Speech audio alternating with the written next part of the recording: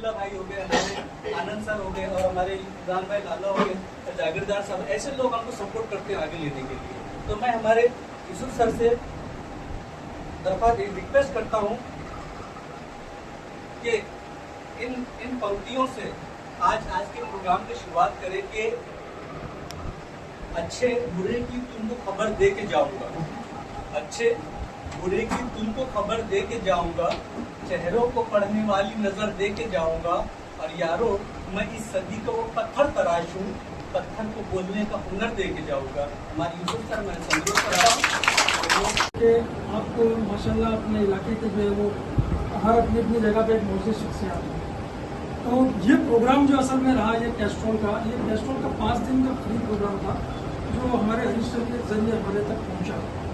मकसद ये है कि नए टेक्नोलॉजी और नए सिस्टम के बारे में ऑटोमोबाइल के मैकेनिक्स को अवेयर करना, क्योंकि आज मैकेनिक है जो अभी बहुत से खुद का गैरेज या कोई सर्विस सेंटर में, लेकिन जो खास तौर से रास्ते में काम कर रहा है, रोड साइड मैकेनिक है, जो काम करते करते फील्ड में आ गया, उसके पास टेक्निकल नॉलेज तो है, तो उसको कैसे अपग्रेड किया जाए, क्योंकि आए दिन कुछ ना कुछ नई टेक्नोलॉजी आ रही है। अच्छा, नई टेक्नोलॉजी आ क्यों रही है? उसकी भी वजह है क्योंकि पोल्यूशन सबसे ज्यादा अगर कोई हवा में फैलता है तो उसका एक बहुत बड़ा कारण है ऑटोमोबाइल से, गाड़ियों से। आज आप देख रहे हो कि हर लीडर, सरकार, यहाँ तक कि पूरी दुनिया जो है इस कोशिश में लगी हुई है कि पोल्यूशन को किस तरह से कंट्रोल किया जाए। खत्म तो करना अभी आज के टाइम में तो असंभव हो गया है, क्योंकि बहुत सारी चीजें जिनकी वजह से पोल्यूशन निकल रहा है, लेकिन कुछ चीजें जो हमारे कंट्रोल में वो हम लोग कर सकते हैं, जैसे ऑटोमोबाइल सेक्टर को आज जो है सरकार खुद नई नई टेक्नोलॉजी से, पहले BS4 था, अब BS6 आ गया। BS6 लाने का कारण सबसे बड़ा ये है कि पोल्यूशन की मात्रा कम से कम हवा में जाए। अब कोशिश ये हो रही है कि इलेक्ट्रिक व्हीकल आए, ई व्हीकल आए, तो ये सब क्या कोशिश है कि कम से कम पोल्यूशन हो। लेकिन अब जब नई नई टेक्नोलॉजी आ रही है तो मैकेनिक को अवेयरनेस कैसे मिलेगी, वो कैसे जानेगा? वो बार बार तो स्कूल कॉलेज पढ़ने जाएगा नहीं, तो कंपनी या हमारे जरिए से इन तक पहुंचेगी अपग्रेडेशन। तो ये 5 दिन का प्रोग्राम, यही हमारी कोशिश थी कि उनको जो है BS6 गाड़ी के बारे में, इलेक्ट्रिक व्हीकल के बारे में बताया जाए।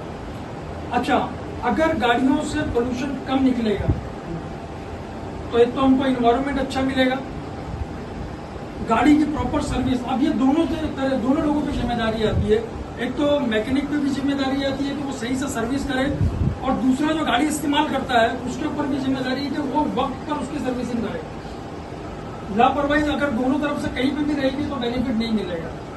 तो अगर गाड़ी वक्त पे सर्विस कराई जाए और गाड़ी सही से सर्विस की जाए तो एक तो गाड़ी पोल्यूशन कम फेंकेगी, गाड़ी को माइलेज अच्छा मिलेगा, माइलेज अच्छा मिलने की वजह से पेट्रोल की खपत कम हुई है।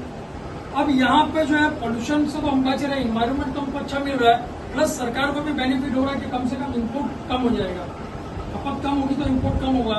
तो मतलब हर तरीके से जो है वो हमको फायदा पहुंचेगा अगर सर्विसिंग प्रॉपर हो। तो बस इस प्रोग्राम का यही मकसद है कि भाई इस तरह से जो है वो सर्विसिंग के बारे में, नई नई टेक्नोलॉजी के बारे में उनको पता चले, ये अपडेट हो ताकि पोल्यूशन को कंट्रोल किया जा सके। लेकिन अब दिक्कत ये है कि मतलब हर एक की अपनी कैपेसिटी, तो मेरी इतनी कैपेसिटी नहीं है कि मैं लार्ज स्केल पर जाके काम को कर सकूं, है ना। तो कहीं ना कहीं से जो है वो सपोर्ट चाहिए। अब जैसे कैस्ट्रॉल कंपनी है तो ये CSR के जरिए से जो है इन लोगों तक ये पहुंचा रही है। इस तरह से जो है और कंपनी अगर सामने आए या सरकार इस तरह की कोशिश करे तो लार्ज स्केल के ऊपर जो है वो बेनिफिट मिल सकता है। तो बस यही एक मेरी तरफ से आप लोगों को बताना था कि प्रोग्राम क्यों कराया गया और प्रोग्राम का मकसद था। बाकी जितने लोगों ने प्रोग्राम अटेंड किया, मैं उन लोगों को जो है वो धन्यवाद करता हूँ और उनको जो है ऑल द बेस्ट, आगे अच्छे से वो अपना बिजनेस करें।